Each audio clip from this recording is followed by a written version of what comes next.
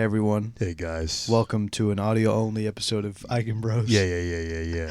Yeah. So, guys, make sure to like, share, comment, and subscribe if you haven't already. Thank you to the patron supporters. We love you guys. Yeah. If you guys also want to check us out on Patreon, we got a new episode every week. Yes, sir. Random topics, not physics related. Last week we talked always. about sexual health. Yes, if that doesn't titillate you, then I don't know what will. How to have... Well, we're not experts or anything. But anyway, if you... We will show you who those local mills in your area are. Just saying. No, don't believe them. Anyway, this week... Yeah, so please check it out. And check us out at Eigenbros.com, Yes. Eigenbros on Twitter, Eigenbros Instagram, Eigenbros2 on TikTok. And I think that's it, right? Let's get into it. Yeah, so as the title suggests, this week we're talking about how difficult is grad school really. Mm-hmm. You know? A lot of you undergrads don't seem to get it. No. You're always trying to think that undergrads or graduate school is just going to be another form of undergraduate. Yeah. So I guess me and Juan wanted to enlighten you on why it is more difficult, because I didn't believe it either, really. Yeah, because you're like, it's the same thing as undergrad, except what? Now I'm getting paid to do it. So yeah, it depends. It depends on how much load you put yourself in graduate school. For sure, it's a sliding scale. But if you're applying to grad school, you kind of did things already. It kind of you sort of, your best way of getting into grad school is making it look like you were doing grad school stuff while you were in undergrad. You know, which is kind of what I did. Yeah. Research wise. Yeah, same. And I definitely did a lot of research when I was an undergraduate. Yeah, same. So yeah, I mean the biggest difference. I'm just gonna lay it out.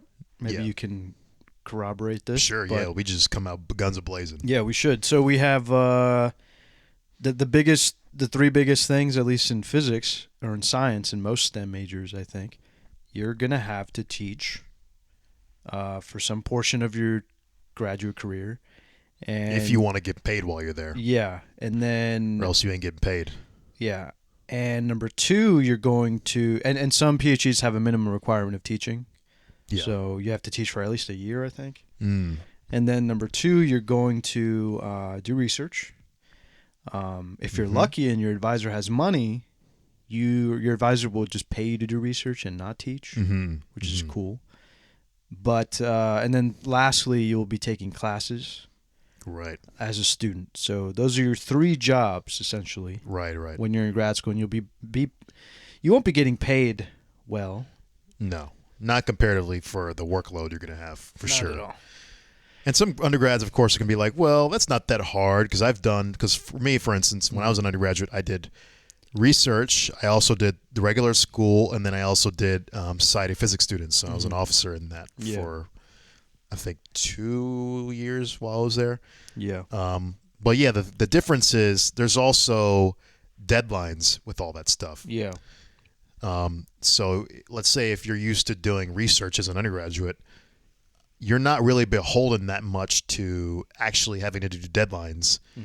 Usually there's a little bit more flexibility because, your instructors know that you're not really required to do research, right?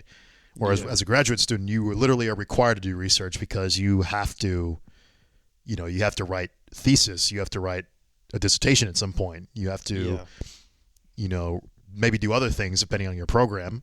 Yes. So there's a lot of deadlines and hurdles, and deadlines are really one of the biggest killers for time. Yes. Because it means now you have an immediacy to finish things. Yes. Which is really one of the biggest parts of why grad school is so hard, because it's really going to be a testament of your time management skills. Would you agree, Juan? Yeah. Yeah, for sure. And yeah, go ahead. You don't want to... Yeah, and all grad schools aren't created equal. Like, I know multiple people in different departments at different universities that have experiences that are similar, but the culture of the departments are different. So, like... Right. So some departments... So for instance, like my buddy who's in the math department, he was in another university. He was saying that professors have more of like leniency on students teaching. Like if you're taking classes, a lot of them don't even have exams. Damn. Yeah. Wow. He was That's like lucky. Yeah, he was like a lot of my classes don't even have exams or finals. What a little fucker. What school is that? I want to apply. That's Penn That was State. literally the bane of my existence. No, me too. Yeah, I know. And I'm like, what? The tests were one of the worst parts of graduate school. Yeah, literally. I mean, yeah, and I think in another university, a friend of mine who goes to Boulder, she was saying that the exams were like a lot more like the professors would be more clear about what's going to be on the exam, and like it was a little bit like undergrad, a little bit. She was just saying it was a lot more like the professors were a lot more understanding and lenient. I see. I think our experience at our institution was maybe because ours is a little bit easier to get in on the front end. Yeah. But then theirs was maybe a little bit harder to get in the front end, easier while you're there. True. Yeah. So it It's kind of depends. like how they say like the hardest part of getting into Harvard or the hardest part of graduating at Harvard is just getting in. Right. Yeah. That's probably true for a lot of the institutions. Like you have to prove yourself a lot up front, and it depends on your department. Like all departments are different. All schools are going to have different departments and how they run. The culture is going to be different. Some cultures are going to be more supportive of the students, maybe leaning on them, not have enough not have as much tests, and a lot of classes are taught differently. Like I know a professor here at this university that teaches like that has exams, but he's like you can recoup your points on the exam. He's like if you correct your exam, I can give you points back. I think I had this professor. Yeah. Okay. It's cool. I like that. Yeah. Mostly because I know exams are not a really good metric of what you know. So, and if we're trying to teach, this is very. It shows me that you learned. You learned from your mistakes. But a lot of professors don't have that kind of mentality, and frankly, I think it's toxic, dude. Yeah, but I think you're right. But yeah, anyway, so like, so yeah, that honestly, the material too. You go deeper in material with classes. If we're gonna look at that subdivision, of what makes grad school more difficult? Yeah, how did the classes? So, are the classes any more difficult than they were in undergraduate? Yes. Versus graduate. Yeah. What reasons make graduate school more difficult than undergraduate? You can't chegg stuff anymore, bro. True. Single tears rolling from my eye right now. Like you're not using like you're not double checking your work with a common textbook that's used. Like you're now. Of course, some undergraduates, I'm sure, are saying like, "Oh, I never looked at Chegg." I'm like, shut up. You're just admitting to me that you never double checked your work. Okay, right. That's what you're saying to me, and I'm like, I know you guys think you're badasses and whatnot, but chill out. No, because no one that I know, everyone that I know, and doesn't matter what university you came from, you give a shit about your homework grade. Yeah, you need some kind of metric, even if it's not Chegg or something. You need to have some way of checking your work. You will check your work with your friends. Especially when you don't know any physics. Yeah. You would check your work with your friends, the professor, like... Sure. You know what I mean? Like, you have different... So those are your Chegg. Yeah. Obviously, professors want you to go check with them. Yeah. You know what I mean? That makes a lot more sense. I'll never. Hold up. I don't think... Yeah, what's up? We're back now? Yeah, we're back. Okay. We had a little brief pause there. Yeah. Well, anyway. Had the gardener. Damn it. Okay, or whatever it's called, landscaper. So yeah, we anyway, what were we saying? I forget now. Chegg. Yeah. So you're like I said, like we were saying, you're whichever avenue you take to check your answers, you will probably have less access to that in grad school because a lot of the students that you typically will check with other students anyway to be like, what did you get? Yeah. You know, and how did you get this or whatever. And you'll have to like it forces you to form more trauma bonds with your with your cohort. You know what I'm saying? Also, in our circumstance with graduate school, the questions were more unique. Yeah. The instructors were not pulling them straight out from books and things typically. Yeah. They would make their own questions and things like that. And I think that's pretty standard actually for most grad schools. Yeah. And I think that's also to avoid from people actually doing, the whole just copy and paste from Griffiths or whatever, let's say. Yeah. Or something that has a solutions manual. Yeah. So that's one. So you're going to have to actually go through all of the rigor to complete questions. Mm-hmm. And it's very important because you have to get B's or higher in graduate school, or else you cannot go on. And this is by semester. So there's added pressure of you have to get at least a 3.0, at least in our school. Yeah, I think it's pretty standard. I think it's pretty standard, yeah. You have to get at least a 3.0 in your classes. In every class. Every semester. Every semester, or else you will not be able to go on. Mm-hmm. Or else you'll end up like on the academic probation list. Yeah. Which I've been on every single year. Which I was on. I got in that mofo the first year. Yeah, me too. And I was like, I think we both got it at the same time. We both got it at the same time. Well, we had pretty much identical grades, right? Yeah, we did. Yeah, but but that was like a real reality check for me. Because I'm like, man, this. For me, I was like, this is gonna definitely be every year. I was like, this isn't undergrad anymore. Because in undergrad, if I was taking 3 physics classes, I would survive. Yeah, you'd be fine. But and could still have somewhat of a life a little bit. Yeah, you know? But I think it's because of that, the ease of the material. Like it was a lot more. You could find resources. Professors use textbooks that were standard. Right, and of course, I'm sure some undergraduates, different institutions, you guys might have different levels of instructors and whatnot, different criteria. So maybe yours is a little bit harder of an institution, but generally, I think undergrads have more free time, and I think it's mostly because of the fact that they don't have to teach and do research. You know, they can just solely focus on classes, which actually is a big difference in time. Yeah, and I think you feel less overwhelmed. Yeah, and I think you should. Yeah, as much as professors say like they want research and stuff, focus on learning the material really well. Right.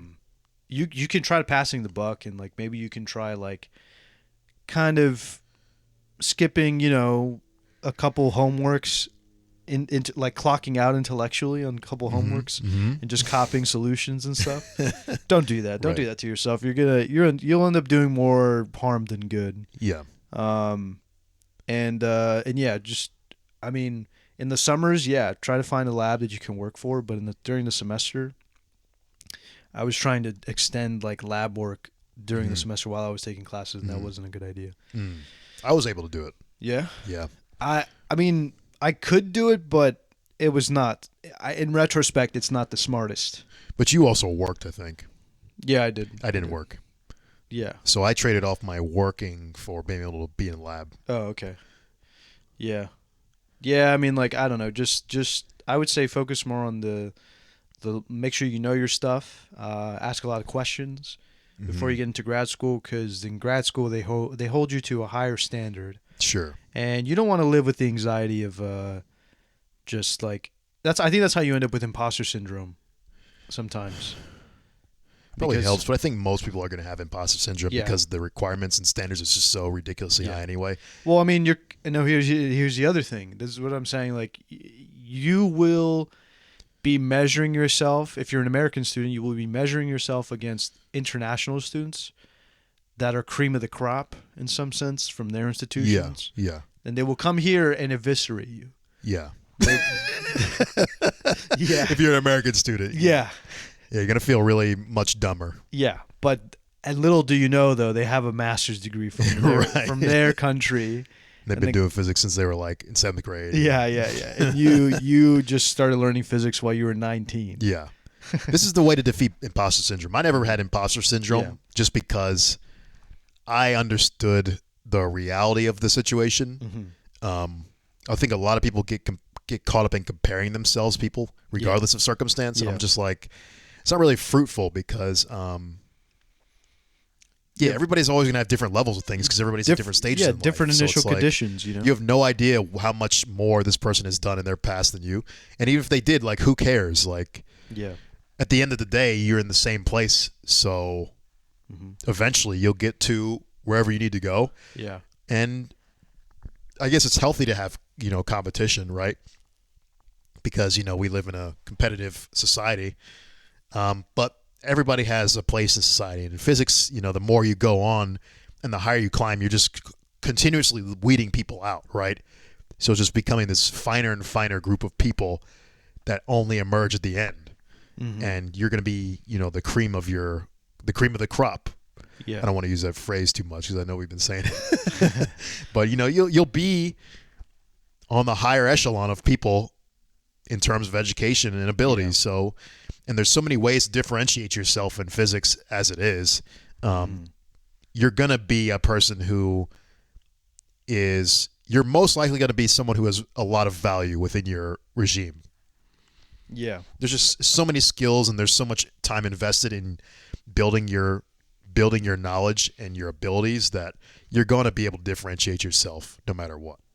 You don't have to be exactly like, the guy who's in your QFT class that gets straight A's. Like, you'll be fine. Yeah. Yeah. You just got to differentiate yourself. Use the skills you have, use the opportunities that you're given to your advantage, and you'll come out on top, Yeah, and that in a sense is also why grad school is harder, because now the competition is a lot better than you. Yeah. Yeah. Like, you're now before you were probably the average American student. Right. now you might have some confidence in thinking, okay, I'm pretty good. Yeah. And then now you're on the lower, like, you're getting the lowest scores. Yeah, yeah. You're no longer on the average. Yeah. You are now below average, and it's going to hurt your ego a little bit. Right. But that's why me and Juan, we had to go with our strengths. We're funnier. Yeah. We have a lot more character, charisma. They enjoyed our company. Right. But at the end of the day, like, is that all I am? I was putting clown makeup in the mirror. It's like Pagliacci over here. Yeah. You just don't just make sure that you're prepared for that. Be prepared to be humbled, but also recognize, you're competing now. You're now at a higher level where you're competing with some of the best people in your, like, that are trying to be the next academic, next leading scientists, next academics, whatever. You're now on that level. Right. And the competition is going to be fierce, and you have to actually really, really try. So, but if you like a challenge, which I'm sure most of you who are applying to graduate school do, it's going to be fun. It's going to be a very useful experience for you. And, even if you're like, I don't even know if I want to really continue in graduate school, it's like, if you're curious, just go to graduate school. Like me, for example, I didn't stay in graduate school. Yeah. I only stayed in there for 3 years, and once I had my fill, I was out. So it's like, it's not like you can't leave. It's just like, wait, no, you went for 2, bro. No, went to 3. Remember, because you stayed till 2018. That was 2018. That's 2, bro. No, I did 3 years, man. How did you do? Pretty 3? Confident. No, dude. You don't think? Dude, it was 2, man. You left, sure? You left 18, right? I'm not sure. You did not leave 2019. What time did we come in? No, I left 2019. Oh, you did leave 2019. Yeah, you're right. Yeah. Trying to undersell my graduate ability. No, I wasn't. No, I just tried to remember. I was like, oh, yeah, I guess 2019, huh? Because remember also, we took a bunch of undergraduate courses the first year, so there's no way I could have left only 2 years. True. Yeah, I went through a lot of school, man. I pretty much have the equivalent of a master's education, just with no master's degree. Yeah, and that's the thing. That's the other thing that a lot of the administration. This is the other thing. What makes it harder too. The classes are hard, but they also seem like there's a lot of hoops that they make you jump through. Yeah. Some institutions will have more classes than others. Like, I think. In some institutions, they might have you do 2 semesters of classical mechanics if you're in physics. Some departments might. What I'm trying to say is some departments might have more conditions for classes than others. Right. Yeah. Right. So be weary of that. In terms of advanced degrees, because it's like you're redoing your undergrad, but more refined and at a deeper level, a lot more nuanced. Right. Filling in the gaps and stuff, and then the content obviously is harder. You get to if you reach the end of all your core classes, you get to take QFT, which is like modern physics, and then you get to take, I don't know, but you basically get to take modern physics classes, that the stuff that professors know. Yeah. What would you say is some good ways to prepare for graduate school as an undergrad? For classes? I guess just prepare mentally. Mentally. Yeah. Like, what's the biggest shifts mentally they're going to have to make? Would you say? Prepare to like sacrifice your sanity. You know what I mean? Oh, that's comforting. No, yeah, like truthfully, like I think you will. It's a new adjustment period, and it doesn't matter where you go. It doesn't matter what school you go to. You will have to adjust that first. All the first year is you adjusting to the new structure of classes and everything. Like you're adjusting to you're probably moved somewhere. You know, you're probably living somewhere entirely new. Just that whole first year adjusting. Be ready to deal with all that stuff. You know, if I had to give one suggestion, I would say, guys, get yourself locked in on your sleep schedule. Get yourself locked in on your diet, and get yourself locked in on exercise. Yeah, a shitload before you go to graduate school. Yeah. Because at least if you get yourself locked in on all those three for like a good, let's say like 3 months during the summer or something, you'll be way better off when you transition mentally. Yes. Because all that stuff's going to start falling off once you get into graduate school. Because there's going to be no time to your time is going to be so your ability to manage your time is going to be so fucked up that it's going to be better to be at your peak levels and then slowly drop off than if you start off not good and then you're just like in the fucking dumpster. Like I've seen some people who started off like and then they're just like he's dead. He's talking about me. No, Juan was fine. Juan was a peak no, when I came in I was okay, but then bro, you saw me. Look back at the podcast if you're this. Oh yeah, you're year 3, I'm down bad. Right. Yeah. Like just make sure. You managed better than some others though. I have, but still, like I look like I look like I ate myself when I came in. So just be sure that you take care of your mental health. You're saying like Terence was saying. Go hard on physical, mental health before you get in. Yeah. And then you could coast through I think you could probably coast through the entire semester without having to really have a great diet, great sleep, or great exercise. Yeah. If you are max peak levels before you get in. That's what I would suggest. Yeah, because if you're in grad school, maybe like let's just say you're getting older at this point. Maybe you're in your mid-20s or you're approaching your mid-20s. Or maybe, you know, you took a couple years off and now you're in your above 25. You are going to start unlocking some character. What is it? It's like a video game. You start unlocking like abilities. Right. Oh, like I can't digest dairy anymore. Okay. This is a cool. Right. What the hell? Like, you know, but epigenetic switches will happen. Like, you know, I think you discovered at the worst times. Yeah, because your body's so stressed out. I think for you discovered, like, I think you had unlocked a health problem, right? Are you talking about with my heart? Yeah. Terence had his heart broken. Some high blood pressure. Some high blood pressure. Yeah. For me, it was not physics induced, but mine wasn't physics induced either. No, but it was actually from diet induced. Exactly, but which didn't help. Physics. Yeah, exactly. Physics made it worse probably because then my diet was even more fucked up for longer. It's like you can't really ride like this for long, especially when you guys you're still young, probably thinking you're invincible. You can just eat fucking ravioli every day and shit. Yeah, ramen and stuff. When you get older, you know, when you're in graduate school, you're getting older now, and you're not going to be able to survive doing the same things without your body telling you there's repercussions. So you're going to have to like adapt as you go. So these things compound along with the stress of all the work you have to do. Yeah.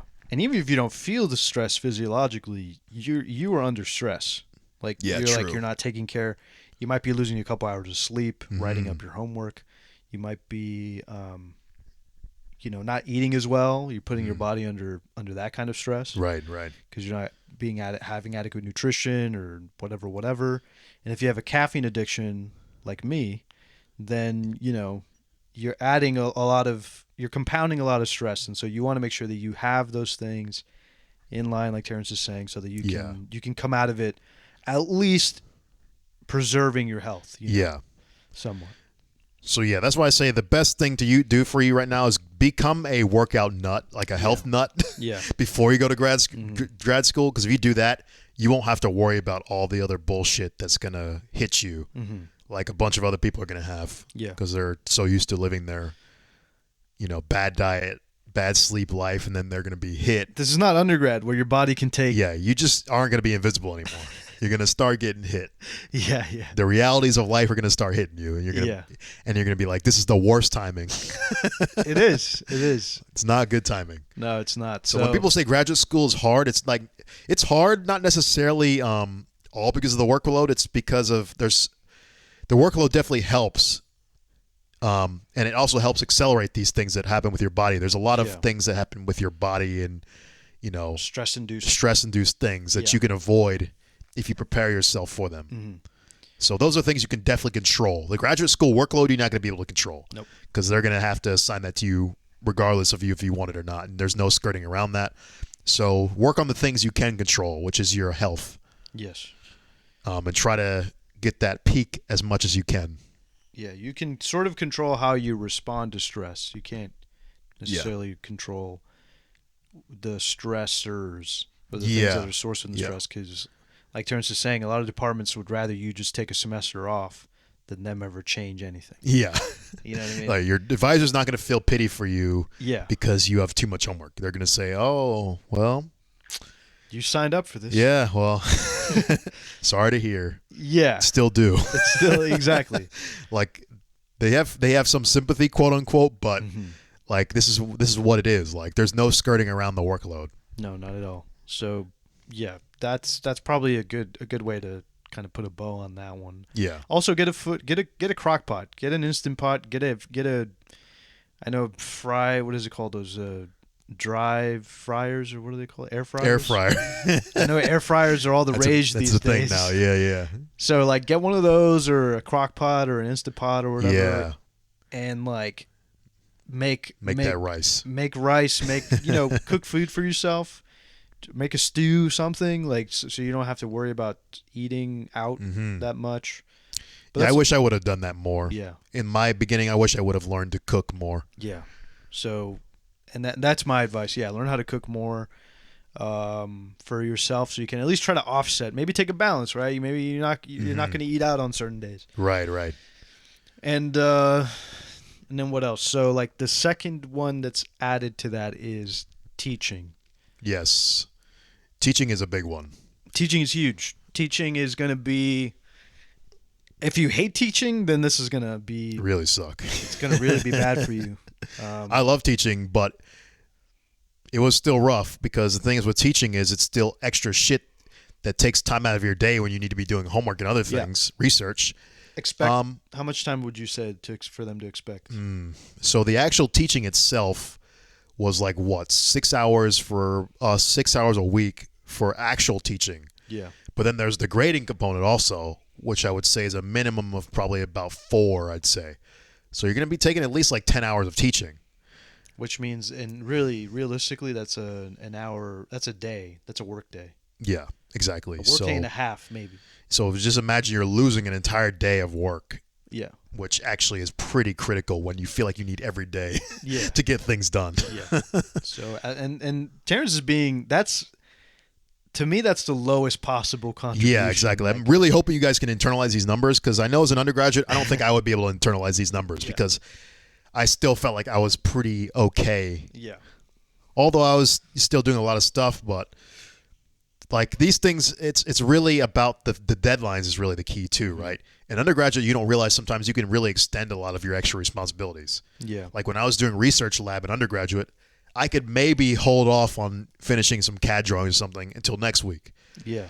The thing is with teaching, you have to make sure you have to get grades in every single week, right? You have to grade papers or else you're fucked, because all these things are going to compound on you. Yeah. And then students are going to be asking you, like, why hasn't their grades come in? Yeah. And they're trying to pass their classes, so you're going to feel like even more shit. Yeah. Because you're not helping them to pass their classes. So you have to manage time, and there's deadlines every single week. You have to be making deadlines every week. So it means like you can't just extend it to next week and just get sleep now. You have to finish it now. So that's the real crux. I think the real crux is the deadlines. Imagine having way more deadlines than you have now. Yeah, in a week. Yeah. You have lab meetings. Every week is deadlines. Yeah. Never-ending deadlines. You have like three. Not just homework. You have 3 deadlines for homework. Yeah. And then on top of like your deadlines to turn in grades, have blocks of time for your classes, office hours, like, and that's what I'm saying. Right, being office hours as well. I'm being conservative about the amount of time that, for me, teaching can take 2 days out of my work week. Right. You know what I mean? 2 days. Right. And that's typically what it was, like, on average. If it's a hard TA assignment, it could be 3 days. But I know all departments are not created equal. In math departments, I know that they have TAs teach whole calculus classes. You know, so it can be a lot harder. Right. Meaning, like, you basically you teach 5 days a week.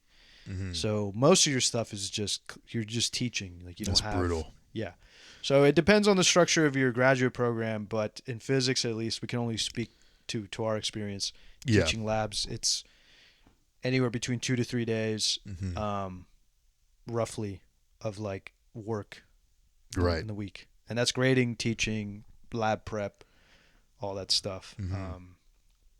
Putting grades in, yada yada yada. Like 2 to 3 business days, and then the rest is homework and classes, and then you have to fit in research. Depending on how you prioritize that. Right. So, so you got deadlines out the ass. Yeah. Long story short, and And then research, because I mean, like, you can't really say much about teaching. And I also did forget to include like lab prep too, though. Yeah. Like, this is the thing. Like, sometimes I forget things, and this is what happens. Like, you may think, oh, teaching's not that bad. 10 hours, I can do that. But then you forget there's also things like lab prep, which requires, 1 or 2 hours. Office hours. Then you have to think of, like you said, office hours, which could require, 2 to 3 hours or something. Yeah. Then you have to, like, going to campus to. Yeah, it's like all these things will add up, and then you're like, I have no time for anything. Yeah, you have to go to campus to find parking, and then like that can take depending on what time of day. This is where a really solid understanding of time management will come in, where you actually plot out all the times in your day to know what's happening. Because really, if you've wasted time space, that's gonna fuck you in the end. Yeah, like, you really need to make sure your schedule is on lock. Yeah. Yeah. Any holes in your time, all slots of time must be filled in graduate school with productivity somehow. Yeah. Or else you're just going to be hurting yourself in the long run. Yeah. And even like non-productivity stuff, like when I was in graduate school, I would have time set on when I was going to actually like sit down and relax. Chill, yeah. Right? I was like, this is my relaxation hour. This is my whatever, listen to music hour or something. Yeah, yeah. Just you have to have these allotted times. Yeah. Really helps a lot. Damn. Sad. But that's life. You're going to, as you get older, this is a good skill, because as you get older, you're going to have to really make sure your schedule and things are locked like that, because there are deadlines always, and we have to make sure we're always reliably on time and reliably doing things. So things must be structured. Life is structure. Yeah. Yeah, so now to research. So what the heck? Why is research harder in graduate school than undergraduate? Well, for one, you actually have to do it. Although I think most undergraduates these days are probably doing research because, I mean, it's just like you're competing with everyone else in the world who has research experience. So if you're not doing research, you might as well get into it, because there ain't no way you're going to be able to really... I mean, you're really hurting yourself in the long run if you're not doing some type of research. Imagine how easy it is to be, for you to be the first grad student, and the first couple grad students. Right. Because think about it, the people who like came in, they set the bar. Yeah. In some sense, like you know what? Because advisors are the ones that tell you like what they want to see. Right. But advisors also have like incredibly unrealistic standards. Yeah. You know what I mean? It's the whole power creep thing we were talking about before offline, where we were saying like certain people ruin it for everybody, because once you set that higher standard, you keep raising the bar. Yes. It becomes impossibly high. To now where you almost have to fabricate your credentials because the standard is so absurd. Yes. that people aren't hitting these criteria really, but so I've noticed it's like because when I was an undergraduate, I half-assed a lot of stuff. Same. I just wanted to put it on the resume. Yes. Because I knew that other people are going to be fabricating all this shit. So it's not necessarily fabrication, but like let's say if I learned how to, I don't know, say if I learned how to do AutoCAD, for example, as soon as I did it that 1 or 2 days, I would put that on my resume. Yeah.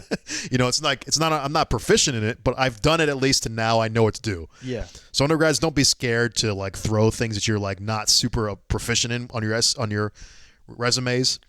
Yeah. If you've done it and you feel if you feel comfortable with it enough to where if you got asked basic questions about it on an interview, for example, throw that on your resume. Mm-hmm. It's only going to help you because, people are trying to get themselves the credentials to be able to successfully get into a job or get into a graduate school or whatever. Mm-hmm. So you're competing with a lot of people with a lot of inflated resumes, let's say. Mm-hmm. Like I'm applying to jobs right now. I was still in one, and I feel qualified for none of them. But the power creep thing is still there. Yeah. It's always there, right? I'm talking about entry level jobs, right? Yeah, they're saying things like 8 years of experience, yes. 4 years of experience with XYZ, some esoteric software or something. Mm-hmm. It's like, wow, I've literally felt like I've gone to such high levels of schooling, mm-hmm. and I'm looking at a job that's for a bachelor's degree, yes. And I have 3 years extra of graduate school research knowledge, mm-hmm. and I still feel unqualified for position. So it's like, this is what it is. People just have really bad understanding of what real expectations are. Yeah. So you have to mold yourself to that. Of mm-hmm. course, that contributes to things like, what is it called? Imposter syndrome. Imposter syndrome. Yes. But that's what you got to recognize. I think you can free yourself from the imposter syndrome when you realize the reality of people are really kind of stretching their credentials a lot of times. Yeah. They're really pulling it to the nth degree. Go ahead, Juan. Yeah, no, and then, but I mean, like, that all adds to your undergraduate, like, in your, like you're saying, undergraduate, you kind of, like, half-ass some things, and it can make you feel by the time you get to graduate school, like, you kind of have imposter syndrome because you're like, mm-hmm. wow, I didn't really learn anything in depth, because mm-hmm. in graduate school is when you're expected to learn everything in depth. Right. You have a new responsibility of showing up and performing, mm-hmm. like to a degree where it's like you're supposed to come in on weekends, depending on the lab culture though. But for the most part, it's very much based on, it's very much based on getting results, and you have to communicate depending on who your advisor is. I think like there's a lot more of an expectation on like, it's another job. It's another job, yeah. Like the thing is that you have to really realize is you now have 3 jobs. Yes. Like it's not like things you can just say, oh, it's fine, I'll get to it next week. Yeah. Like an undergraduate, I was a researcher, quote unquote, but I didn't have to commit certain times because I was like, okay, you're not getting paid to do. Yeah, I'm not getting paid, so I need to do homework now. Mm-hmm. I'll do this next week. No, in graduate school, you have 3 jobs. Mm-hmm. If for instance, a piece of equipment goes crazy in the lab, you have to be there now and fixing that piece of equipment. Everything else aside, you have to go there and take care of it. If you're teaching, for example, and you have grades due, you have to be doing the grading now. Yeah. It's like you have 3 jobs and you have three places where you now have deadlines every week. Yeah. So there's no extending it to next week anymore. No. Sometimes you might get lucky and you can, but mm-hmm. like the thing is, these are now your 3 jobs. Mm-hmm. If you're someone who's worked actually 3 jobs, I think you're probably someone who will really understand what it means, exactly. What it really means. Yeah. Yeah, and that's really it. Like, I think you can try to do an imitation while you're an undergrad. Yeah. But you still have the freedom to, like, drop something. Yeah. And you can always fool yourself. Yeah. By saying, oh, I've done this in graduate school. I've had 3 jobs. Yeah. No. Yeah. You really haven't. No, you really haven't. And but if you have juggled all 3, because I kind of did that in my undergrad, so it was not as shocking. Like, I knew what I was getting myself into. Mm-hmm. But even then, it was still like, wow, this sucks. Yeah. Like I had moments where I was like, man, I just did not expect it to be this hard. Right. And yeah, it's tough. It's tough. As someone who worked, did research sometimes, and like took classes, didn't teach. Like I did not teach at all. But those three were enough to kind of like make my schedule really, really busy. Mm-hmm. That was kind of difficult enough. Yeah. But then teaching, oof, man, yeah. Yeah. So just prepare yourself mentally for all that stuff. For your research, I guess the best, and the other thing is like the best advice for that, navigating that whole ordeal, is communicate with your advisor. Yeah. Yeah. Like, you know what I mean? Like, or pick an advisor that you think would be a good mesh for you. Yeah, it's a big one. Yeah. Always pick an advisor that you like. Yeah. Even if you like the research and the guy is a dick, don't pick him. You're gonna have a horrible day, horrible time. Horrible time. You need to be you need to have an advisor that's kind of like at least something that you want. Like I pick an advisor that we don't necessarily approach problems the same way, but I do appreciate that my advisor is results oriented. Right. Because that makes me produce. Yeah. Right. It helps you. It helps me because up to my devices. Right. I would right. It lights a fire a little bit. Yeah, it lights a fire, honestly. So it's good, but it's, it takes work on my part, which is something I need to not be.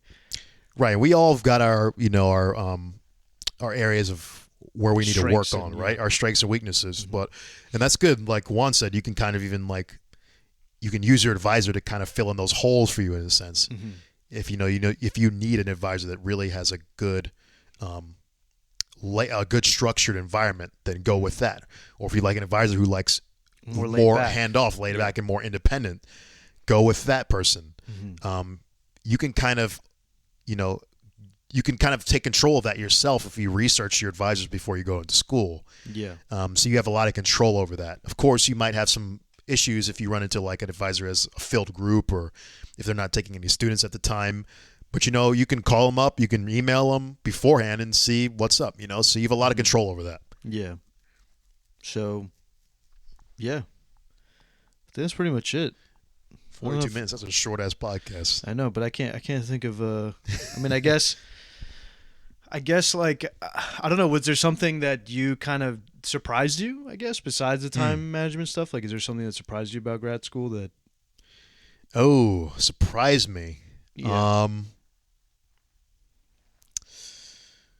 I would say what surprised me was was just the amount of, how would I say, the little sleep that I would get. Yeah, it's a brutal one. Yeah, that was kind of huge. What else? And just the normalcy, I guess, of like everybody trying to, I guess you saw this in undergrad a little bit, like, oh, I only got like 4 hours of sleep or something on average this week. And at some point, like, it caught up to me. Like, I realized this is unsustainable. I can't keep doing this. And it was just, you realize how, one thing that I learned, I guess, coming out of this was just like, I shouldn't sacrifice my health. I should try to find a good middle ground and be like, approach grad school or having 3 jobs more in a more healthy manner. You know what I'm saying? Because it's up to us to really change the culture, like really push back on professors and the academia. Yeah, don't give in, guys. Always be pushing back as much as you can, because if you give in, the more you give in, the more you're fucking the future graduate students. Yeah, and the professors will feel more comfortable doing that. Because they're like, well... So definitely say things and be annoyed if you can. Yeah. Because they need to really understand. Because all the previous generations before you didn't say shit. They're the reason why it sucks so much now. So help out the next people by speaking up about things that you don't agree with. You know. Like, there's a lot of people that... And they take advantage of this. I don't know if it's like this in all the other departments. I suspect there are, because I've found, like, even across disciplines, that it's very similar. There's a lot of... How would I say, the people that have made it to academia or these institutions are also people that their path to success was this. Yeah. And they went through hell, and they're going to make you go through hell too. Right. And That's the wrong attitude, I think. And don't take that attitude. There are very few professors that have the point of view where it's like, I know this is hell, and I'm not going to make you run through glass or whatever. Like they're more sympathy or empathy, I should say. Right. And actually, I can tell you what I actually didn't expect from grad school. Yeah. It was such a heavy emphasis on tests still. Oh, true. I think that was probably the main reason why I quit, because I didn't realize. Well, I guess that's only one among reasons, but yeah, it was surprising to me that they still cared about such a useless metric, in my opinion. You know, you always think, and I guess I always trick myself this with school anyway. Just to let the audience know, I've never been really a guy who's been a school guy. I would say, you know, I've always scored pretty low academically. But I would always compensate by actually having skills. Yeah. Kind of really the thing that matters in life. But it's one of these things that I always feel I always thought would end at some point in academics. But if you're a school person, I think this would be very suited to you because it's basically just more school stuff. If you're a person who's more skill based, then I think you're gonna have maybe a tougher time than most. Yeah.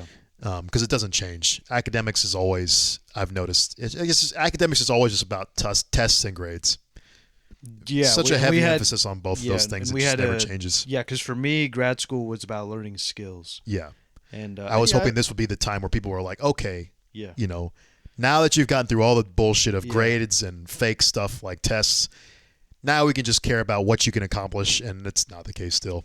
It's still the same. Yeah, the learning, I don't know, and I see the philosophy still kind of entrenched, and like the people who have made it through the system are the people that, what is it called, the survivorship bias. Yeah, exactly.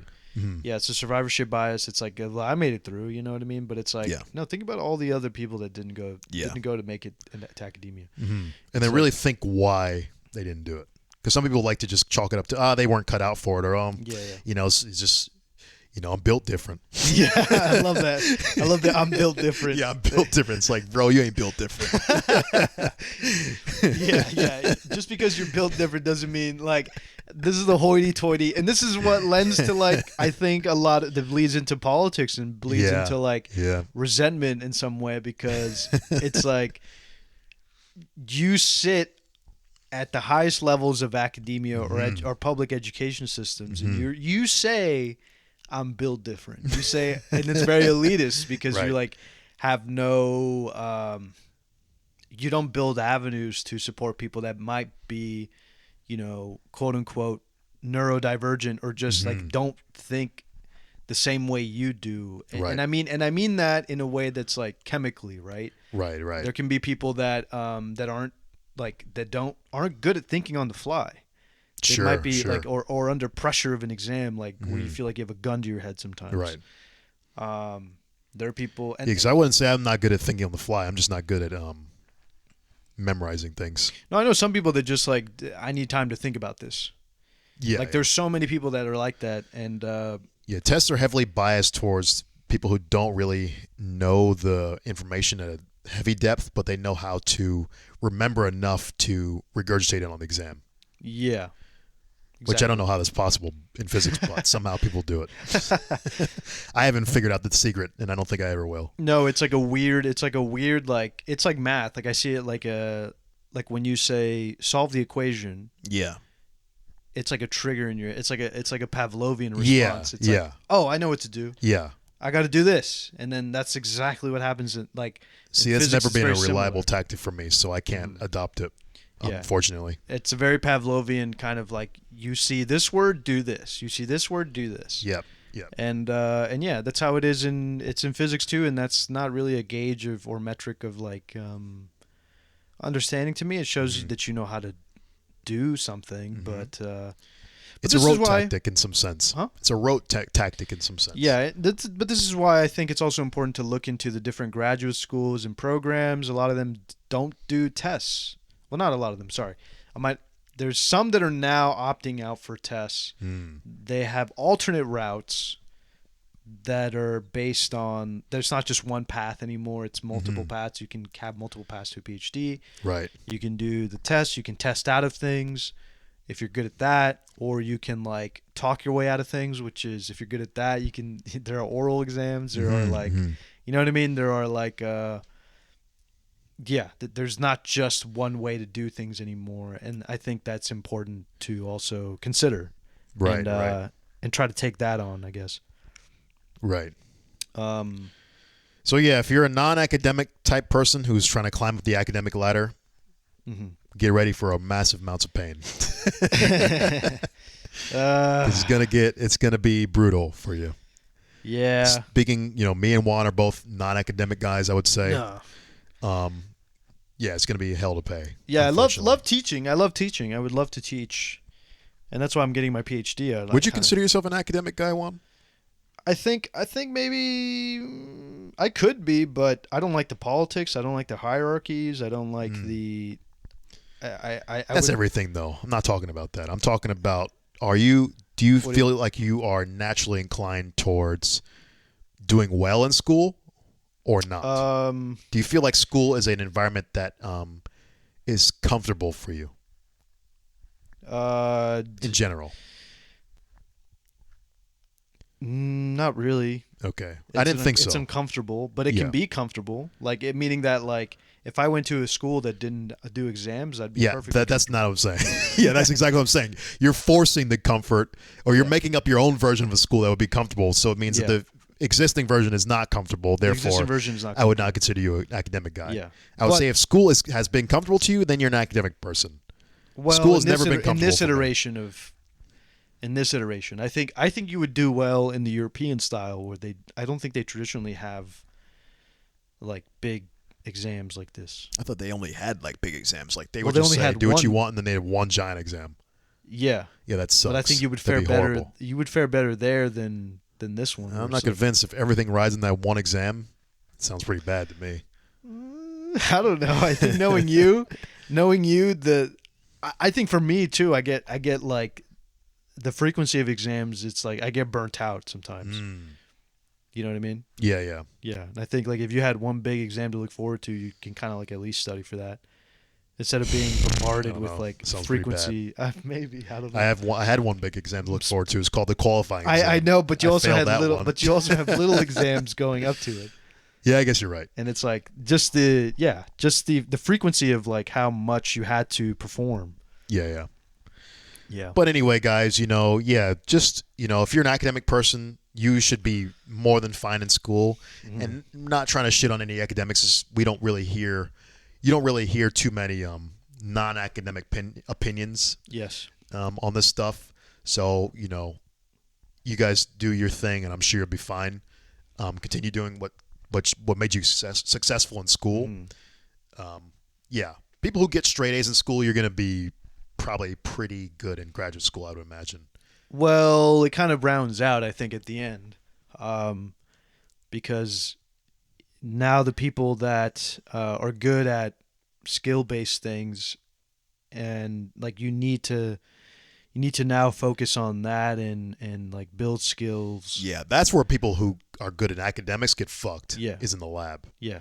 I've noticed. Yep. Because I've seen people who are really good at taking tests and things get 900s on the GRE, and they're just like idiots in the lab. Exactly. But you guys will learn eventually. But that's really what physics is. It's like once you get into the lab, that's actually what you're going to be doing. Exactly. So that's gonna be your challenge, really actually being good at research, I think. Yep. But that's when the tables will turn, so get ready. Yeah, that's where I would shine too, because I'm like, I'm good at this, and I like working with my hands, and I like reading sometimes. Like sometimes I'll indulge in reading papers and stuff, but but for the most part, doing something is what I'm good at. So yeah. Anyway, hope this serves you folks well. Yes. And if you're a grad student, I would say like comment off below. Like, what did you, if I guess if you agree, give us a like. Yeah, I would say, and a question for graduate students, what do you guys think we missed that makes graduate school harder than undergraduate? Yeah. Like, really try to think, what makes graduate school harder than undergraduate school? Yeah. Did we cover all the right bases? Did we leave anything out? What? And I tried to be multidisciplinary on this one. I tried to capture all that. Oh, you did? I tried to capture all probable aspects of like different departments, different schools, maybe how they would do things.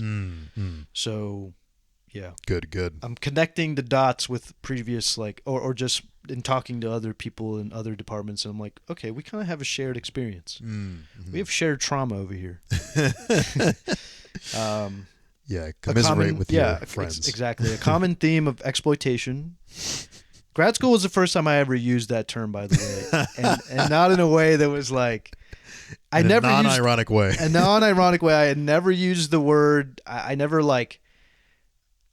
threw it around like it was like I'm working as a busboy and I'm getting paid $7.50 an hour and I'm being exploited. Right. I'm like, you're like, yeah, you'll be fine. I'm just a busboy. I mean, whatever. Who cares? right. But like this is the first true time. Exploitation. This is the first time where my wage output did not match the work input so egregiously. Yeah. Where I'm like, there's something wrong here. Yeah. Like I give too much and I'm getting so little back. That it's just you really are being exploited, and that's not even exaggeration. You are truly being exploited. Yes.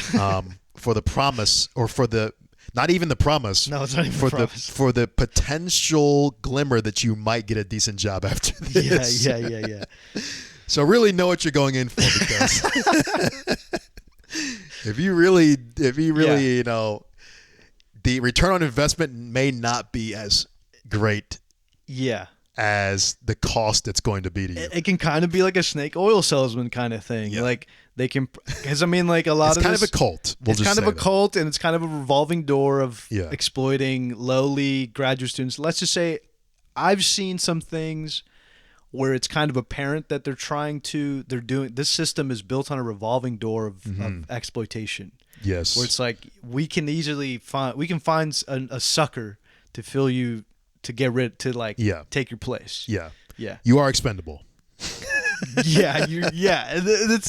like you're replaceable. Let's say it's shocking how not inhuman, but how would you say, how unfeeling, dehumanized. Dehumanizing. Yeah, dehumanizing it is, and like I've seen it firsthand with other people's experience. Like I think we knew a student that I think kind of got depressed, right? And they fell out of, I think, their duties. They kind of like stopped. I think they stopped teaching or something. I'm not sure who you're referencing, but maybe. And then, but the student was an international student. Yeah. Okay, yeah. The student was an international student, and like, oof. And they didn't know how to navigate the thing, and they just kind of said they just roll over and take it. Yeah, and they were just got the hammer. Got the hammer, and then bye. Like, yeah. And it's tough, man. Yeah. And even they tried to exploit me at a heavier level financially, but that's true. They tried to take your as money. As American, I put on my Karen wig and I said, "Let me speak to your manager." Yeah. No, I have rights. Yeah. So sometimes you got to be in Karen in life. Learn from the Karens; they can teach you things. Yeah, they can. You have rights. You really do. Please, graduate students, put your foot down. Yeah. You know what I mean? Do not roll over and take it. If anything you learn from this podcast, Eigen friends, do not roll over and take it. Fight back in life, because people will step on you at every moment if they can. These institutions are built. They are built to fucking suppress you and to take advantage of you. Don't let them do it. Don't let them do it. Fight. Fight the man. Fight the man. They're literally the power institutions. So fight the power. Mm-hmm. Okay. Mm-hmm. You're working in the system, but please try. You can reform it from within incrementally. It's tough, but you can do it. And I guess this doesn't mean just go punch your advisor in the face. This means do it the smart way. Go through the right channels. Go to your graduate institutions. Go to other colleges and things, and do what you got to do. Definitely join your graduate institution. Yeah, your graduate institution union. Union, Yeah, sorry. your graduate union. That will save your ass in some things That you may will. not expect. For real. So do that. Do that. They will fight for you. And yeah, I think that's it. I think yeah. Do you have anything else? I feel like that's it, guys. All right, folks. And undergrads, if you have a comment that you would like for us to address, please comment that below. Share with your other undergrad friends if they're thinking about going to grad school. Like, subscribe. Yeah. If you haven't yet. Yes. Those subscriptions help us. Please. Me and Juan make a couple dollars every year. Please. Yeah. Check out the Patreon too, guys, if you want to hear me and Juan talk about some other bullshit that's not physics. Sometimes physics, but yeah. Mostly we're just shooting the shit. Yes. Free podcast every week. Yes. And then also, guys, of course, check out all the social media, Eigenbros.com, Eigenbros on Twitter, Eigenbros on Instagram, Eigenbros on TikTok. Yes. And I think that's it. And we'll talk to you later. See ya. Peace.